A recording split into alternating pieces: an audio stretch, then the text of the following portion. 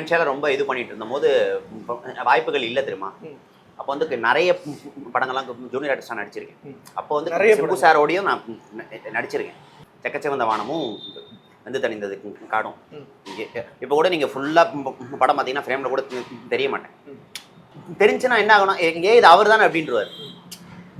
இப்போ விஷயம் என்னன்னா, எனக்கு வாய்ப்பு அமையாமல் நான் ஜூனியர் ஆர்டிஸ்டாக உள்ள வரேன்றது அது வேற.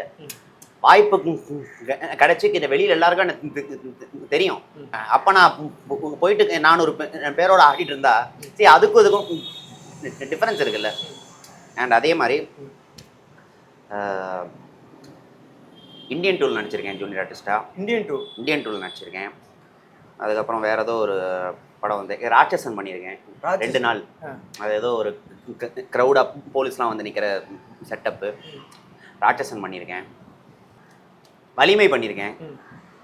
அதெல்லாம் நிறைய இருக்குது.